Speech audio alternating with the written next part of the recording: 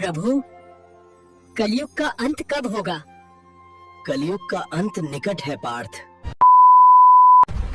कल की पुराण और गरुड़ पुराण में ऐसी बातें लिखी गई हैं जो आपके रोंगटे खड़े कर सकती हैं। कलयुग के अंत की दृष्टि केवल कल्पना करने से ही मनुष्य का मन भय और आश्चर्य से भर सकता है। यह युग इतना भयावह होगा कि यह आपके दिल को झकझोर कर रख देगा। लेकिन यह कोई काल्पनिक कहानी नहीं, बल्कि हकीकत है। इन पवित्र ग्रंथों में लिखी गई बातें हमें आने वाले समय की भयंकर सच्चाई से अवगत कराती हैं। यही कारण है कि विद्वान अक्सर कहते हैं कि इन शास्त्रों का अध्ययन केवल आस्था का विषय नहीं, बल्कि चेतावनी है, ताकि हम वर्तमान में अपने आचरण को सुधार सकें। आज हम इन्हीं के बारे में विस्तार से जानेंगे और आपको बताएंगे। हमारा निवेदन है कि इस जानकारी को अंत तक देखें और हमारे साथ बने रहें। कलयुग के अंत की कहानी को जानने से पहले आइए कुछ उन पहलुओं को समझते हैं जो सृष्टि के चक्र को समझने में महत्वपूर्ण है। इन 4 युगों सतयुग, त्रेता युग, द्वापर युग और कलयुग के बीच का अंतर ही हमें यह समझने में मदद करता है कि क्यों समय के साथ धर्म और सत्य की शक्ति कम होती जाती है और पाप व अधर्म का प्रभाव बढ़ता जाता है। सबसे पहले हम उस कहानी को जानेंगे जो इन ग्रंथों में वर्णित है। इसके बाद हम आपको वे सभी मनोरंजक और भयावह दृश्य बताएंगे जो कलयुग के अंत में घटित होंगे। इन कथाओं में न केवल भविष्य का चित्रण है, बल्कि यह संदेश भी है कि इंसान को कैसे अपने विचारों और कर्मों पर नियंत्रण रखना चाहिए। तो हमारे साथ बने रहें, क्योंकि यह यात्रा न केवल ज्ञानवर्धक होगी, बल्कि आपको गहराई से सोचने पर भी मजबूर करेगी। हिंदू शास्त्रों में कलयुग की आयु 4,32,000 वर्ष मानी गई है। यह विवरण भागवत पुराण, विष्णु पुराण, लिंग पुराण और बटगृण पुराण वश में मिलता है। कलयुग की शुरुआत महाभारत युद्ध के बाद द्वापर युग के अंत में मानी जाती है। वर्तमान में लगभग 5,000 वर्ष बीत चुके हैं और अभी भी लगभग 4,27,000 वर्ष शेष हैं। इन ग्रंथों में कलयुग के लक्षण, मानव व्यवहार और इसके अंत के संकेतों का वर्णन किया गया है, जो हमें इस युग की चुनौतियों के प्रति सचेत करते हैं। चलिए बिना किसी देरी के सुनते हैं कलयुग के अंत की पवित्र कथा।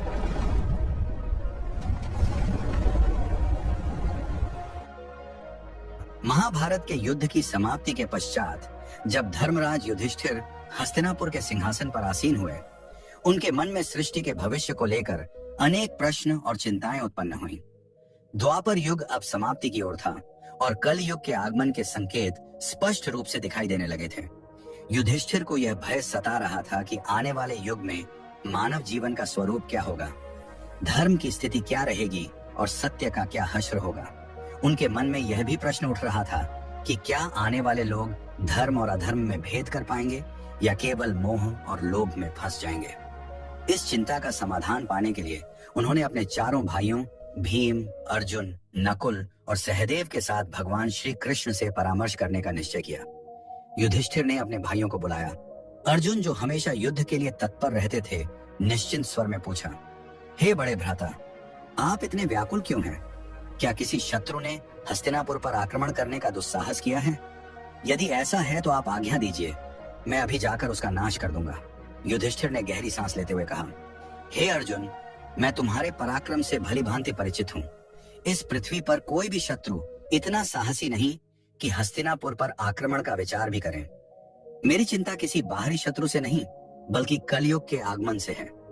मुझे यह भय सता रहा है कि आने वाले समय में मानव समाज किस दिशा में जाएगा, धर्म और सत्य की क्या स्थिति होगी। भीम, जो अपने बड़े भाई की हर चिंता में सहभागी होते थे, बोले, हे भैया, आपकी चिंता हमारे मन में भी भय और अनिश्चितता उत्पन्न कर रही है। कृपया हमें बताइए कि कौन सा संकट हमारे सामने है। युधिष्ठिर ने गंभीर स्वर में उत्तर दिया, हे भीम, तुम ठीक कहते हो, एक भयंकर संकट आने वाला है। मैं कलयुग के प्रभावों के बारे में सोचकर चिंतित हूँ। इसलिए मैंने निश्चय किया है कि हमें द्वारिकाधीश श्री कृष्ण के पास जाना चाहिए। केवल वही हमें इस चिंता से मुक्ति दिला सकते हैं। सभी पांडवों ने युधिष्ठिर की बात से सहमति जताई। अर्जुन ने कहा, आप सत्य कह रहे हैं भैया, श्री कृष्ण ही इस समय सबसे ज्ञानी और भविष्य दृष्टा है, हमें उनके पास जाना चाहिए। भीम ने भी उत्साहपूर्वक कहा, हे धर्मराज, मैं आपके साथ हूँ। नकुल और सहदेव ने भी तुरंत हामी भरते हुए कहा कि यह निर्णय ही सबसे उचित है। इस प्रकार सभी पांडव द्वारिका की ओर प्रस्थान करने लगे। द्वारिका की पवित्र नगरी में पहुंचकर पांडवों का भगवान श्री कृष्ण ने हार्दिक स्वागत किया। युधिष्ठिर ने उनके चरणों में प्रणाम करते हुए कहा, हे केशव, आपको बारंबार नमस्कार। आप तो अंतर्ज्ञानी हैं। द्वापर युग अब समाप्त होने वाला है और कलयुग के संकेत स्पष्ट दिखाई देने लगे हैं। मैं यह जानना चाहता हूँ कि कलयुग में मानव का स्वभाव और आचरण कैसा होगा, वह किन कर्मों में लिप्त होगा और मोक्ष प्राप्ति के लिए उसे क्या करना होगा। श्री कृष्ण ने मुस्कुराते हुए कहा, हे धर्मराज, आपकी जिज्ञासा अत्यंत उचित है। कलयुग के प्रभावों को समझना न केवल आपके लिए बल्कि समस्त मानव जाति के लिए महत्वपूर्ण है, किंतु इसका उत्तर मैं सीधे शब्दों में नहीं दे सकता, क्योंकि इसे अनुभव के माध्यम से समझना अधिक आवश्यक है। युधिष्ठिर ने उत्सुकता से पूछा, हे माधव, आप जिस प्रकार की परीक्षा की बात कर रहे हैं उसके लिए हमें क्या करना होगा।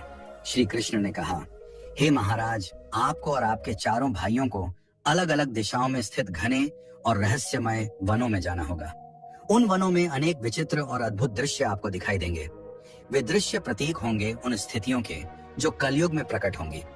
जब आप उन अनुभवों को लेकर मेरे पास लौटेंगे और उन्हें साझा करेंगे, तब मैं आपको कलयुग के वास्तविक प्रभाव और उसके रहस्य विस्तार से समझाऊंगा। युधिष्ठिर ने गंभीरता से उत्तर दिया, जैसी आपकी आज्ञा केशव। आप जिस स्थान की ओर संकेत करेंगे हम वहां जाने को तैयार हैं। श्री कृष्ण ने कहा, आप और आपके भाई अलग अलग दिशाओं में जाइए। वहां भयंकर और रहस्यमय वन है। उनमें यदि कोई असामान्य घटना या विचित्र दृश्य दिखाई दे तो उसे ध्यान पूर्वक देखना और लौटकर मुझे बताना। तभी आप कलयुग के रहस्य को भली भांति समझ पाएंगे। श्री कृष्ण की आज्ञा का पालन करते हुए पांडव अपने रथों को वहीं छोड़कर पैदल ही वन की ओर चल पड़े। वातावरण बाहर से शांत प्रतीत हो रहा था, किंतु भीतर एक रहस्यमय कंपन था, जैसे हर पेड़ और हर हवा कुछ कहना चाह रही हो। पांडव अलग अलग दिशाओं में निकल गए ताकि अधिक से अधिक अनुभव प्राप्त कर सकें। युधिष्ठिर का अनुभव, युधिष्ठिर को एक घने और अंधकारमय वन में एक विचित्र दृश्य दिखाई दिया। उन्होंने एक विशालकाय हाथी देखा जिसके 2 सूंड थे। वह हाथी अपनी दोनों सूंडों से बड़े बड़े वृक्षों को उखाड़ रहा था, मानो उसकी शक्ति असीमित हो। युधिष्ठिर यह देखकर आश्चर्यचकित हो गए और सोचने लगे कि यह असामान्य दृश्य क्या संकेत दे रहा है। अर्जुन का अनुभव, अर्जुन एक शांत और सुंदर वन में पहुंचे, जहां हर ओर हरियाली और पक्षियों की मधुर चहचहाहट वातावरण को सुखद बना रही थी। इस शांति के बीच उन्होंने अचानक एक विचित्र दृश्य देखा। उनके सामने एक विशाल पक्षी था जिसके पंखों पर वेदों की रचाएं लिखी हुई थीं। यह पक्षी दिखने में पवित्र और ज्ञान का प्रतीक लग रहा था, किंतु उसी समय उसने मृत जीवों का मांस खाना शुरू कर दिया। अर्जुन यह देखकर गहरे विचार में पड़ गए और सोचा, यह कैसा विरोधाभास है। एक ओर पवित्र वेदों का ज्ञान और दूसरी ओर हिंसा व मांसाहार। भीम का अनुभव, भीम एक हरे भरे चारागाह में पहुंचे जहां गायों का बड़ा झुंड विचरण कर रहा था। वहां उनकी दृष्टि एक अद्भुत किंतु पीड़ादायक दृश्य पर पड़ी। एक गाय ने अभी अभी एक बछड़े को जन्म दिया था और वह अपनी ममता में उसे जोर जोर से चाटने लगी, लेकिन अत्यधिक चाटने के कारण बछड़ा लहूलुहान हो गया। भीम स्तब्ध रह गए और उनके मन में विचार आया, यह कैसी ममता है जो अपने ही बच्चे को चोट पहुंचा रही है। सहदेव का अनुभव, सहदेव एक शांत जलाशय के पास पहुंचे जहां 7 कुएं एक सीध में बने हुए थे। उन्होंने देखा कि 6 कुओं में जल भरा हुआ था, किंतु बीच का सबसे गहरा कुआं पूरी तरह से सूखा था। यह अजीब दृश्य देखकर सहदेव सोच में पड़ गए, आखिर यह संकेत किस ओर इशारा कर रहा है। क्यों सबसे गहरा कुआं, जो सबसे अधिक जल संग्रह करने योग्य होना चाहिए था, पूरी तरह खाली है। नकुल का अनुभव, नकुल एक पर्वतीय क्षेत्र की ओर बढ़े। ऊंचे ऊंचे पर्वतों पर घने और हरे भरे वृक्षों का सुंदर दृश्य देखकर उनका मन प्रसन्न हुआ, लेकिन अचानक उन्होंने देखा कि एक विशाल शिला पहाड़ से लुढ़क रही है। वह अपने रास्ते में आने वाले बड़े बड़े वृक्षों को बेरहमी से उखाड़ रही थी, किंतु जैसे ही वह शिला एक छोटे से नन्हे पौधे के पास पहुंची, अचानक वहीं रुक गई। नकुल यह देखकर विस्मित रह गए और सोचने लगे कि यह छोटा सा पौधा इतनी विशाल शिला को कैसे रोक पाया। शाम होते ही पांडव अपने अपने अनुभव लेकर वन से लौटे और श्री कृष्ण के पास पहुंचे। उन्होंने एक एक करके अपने देखे हुए दृश्यों को साझा किया। युधिष्ठिर ने कहा, हे प्रभु, मैंने 1-2 सूंडों वाला हाथी देखा।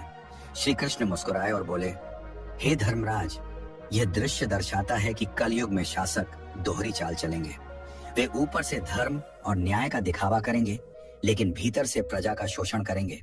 दोनों ओर से वे केवल अपने स्वार्थ साधेंगे। अर्जुन का अनुभव, अर्जुन ने कहा, प्रभु, मैंने एक पक्षी देखा जिसके पंखों पर वेदों की अर्चाएं लिखी थीं। किंतु वह मांस खा रहा था। श्री कृष्ण ने उत्तर दिया, हे अर्जुन, कलयुग में विद्वान और पंडित कहलाने वाले लोग ज्ञान तो रखेंगे, किंतु उनके हृदय पवित्र नहीं होंगे। वे वेदों और धर्म का प्रयोग केवल धन और प्रतिष्ठा पाने के लिए करेंगे। उनका आचरण ज्ञान के विपरीत होगा। भीम का अनुभव। भीम ने कहा, प्रभु, मैंने देखा कि एक गाय ने अपने बछड़े को इतना चाटा कि वह घायल हो गया। श्री कृष्ण ने कहा, हे भीम, कल युग में माता पिता का अति स्नेह बच्चों के लिए बंधन बन जाएगा। वे प्रेम तो देंगे, लेकिन वह प्रेम बच्चों को आत्मनिर्भर बनने से रोक देगा। ममता का अतिरेक भी पीड़ा का कारण होगा। सहदेव का अनुभव। सहदेव ने कहा, प्रभु, मैंने 7 कुओं में से देखा कि बीच का सबसे गहरा कुआं पूरी तरह सूखा था, जबकि बाकी 6 कुओं में पानी भरा हुआ था। श्री कृष्ण ने कहा, हे सहदेव, कलयुग में लोग बाहरी रूप से तो समृद्ध और धनवान दिखाई देंगे, किंतु उनके भीतर करुणा और सहयोग की भावना नहीं होगी। पड़ोस में कोई भूखा प्यासा मर भी रहा होगा, तब भी लोग आंख मूंद कर अपने स्वार्थ में डूबे रहेंगे। यह स्वार्थपरता ही कलयुग की सबसे बड़ी पहचान होगी। नकुल का अनुभव।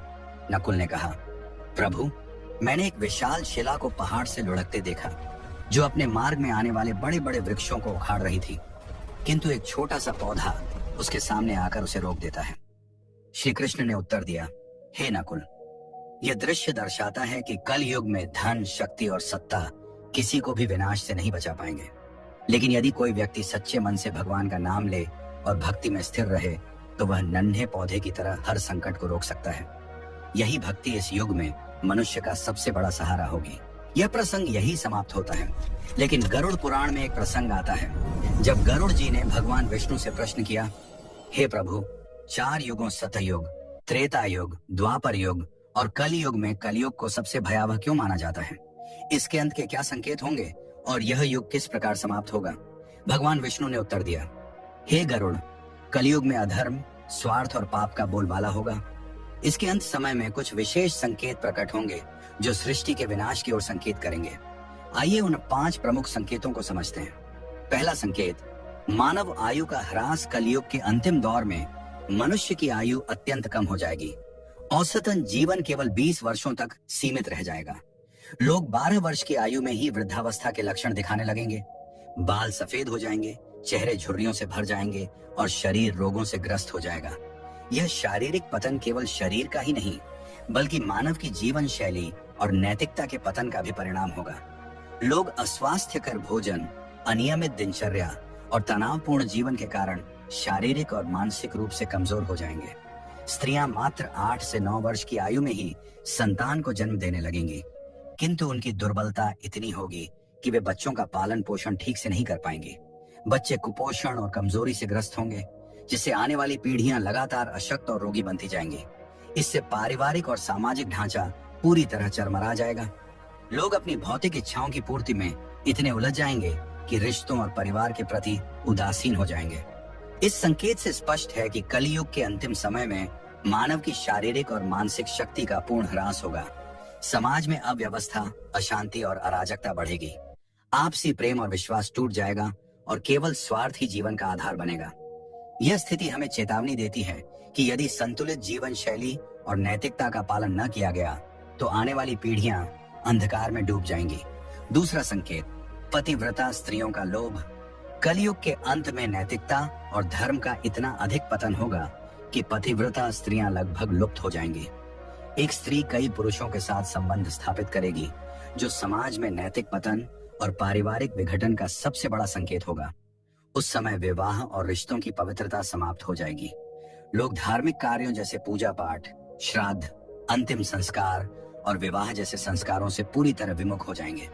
जल की कमी के कारण लोग स्नान करना बंद कर देंगे, जिससे न केवल शारीरिक स्वच्छता बल्कि आध्यात्मिक पवित्रता भी नष्ट हो जाएगी। भोजन की आदतों में भारी परिवर्तन होगा। मांसाहार का बोलबाला होगा और सात्विक आहार जैसे फल, सब्जियां और अनाज दुर्लभ हो जाएंगे। लोग अपने पहनावे में भी भौतिकता को प्राथमिकता देंगे। वे चमकीले, तंग और भड़कीले वस्त्र पहनेंगे, जो उनकी आंतरिक साधना और आध्यात्मिकता से दूरी को स्पष्ट रूप से दर्शाएंगे। समाज का वातावरण स्वार्थ, लालच, धोखा और कपट से भर जाएगा। रिश्तों में विश्वास की कमी होगी और लोग केवल अपनी सुख सुविधाओं और भौतिक इच्छाओं के लिए जिएंगे। धर्म और कर्तव्यों से विमुख होकर वे केवल सांसारिक सुखों की तलाश करेंगे। यह स्थिति सामाजिक अविश्वास, अशांति और अनैतिकता को और बढ़ावा देगी। इसलिए गरुड़ पुराण ये शिक्षा देता है कि केवल धर्म और नैतिकता ही समाज को स्थिर और सौहार्दपूर्ण बना सकते हैं। तीसरा संकेत, वृक्षों का फलहीन होना। कलयुग के अंत समय में प्रकृति पर भीषण संकट छा जाएगा। वृक्ष फल और फूल देना बंद कर देंगे और केवल शमी वृक्ष ही जीवित रहेंगे। लोग शाकाहार को लगभग पूरी तरह त्याग देंगे और मांसाहार पर निर्भर हो जाएंगे। भोजन तामसिक और रोगकारी होगा, जिससे लोग अल्पायु में ही गंभीर बीमारियों का शिकार हो जाएंगे। गायों की पूजा का महत्व समाप्त हो जाएगा। लोग उन्हें केवल दूध और मांस के लिए पालेंगे। यह संकेत प्रकृति के प्रति मानव की लापरवाही और अंधाधुंध दोहन का परिणाम है। वनों की अंधाधुंध कटाई, प्रदूषण और प्राकृतिक संसाधनों के दुरुपयोग से पर्यावरण का संतुलन पूरी तरह बिगड़ जाएगा।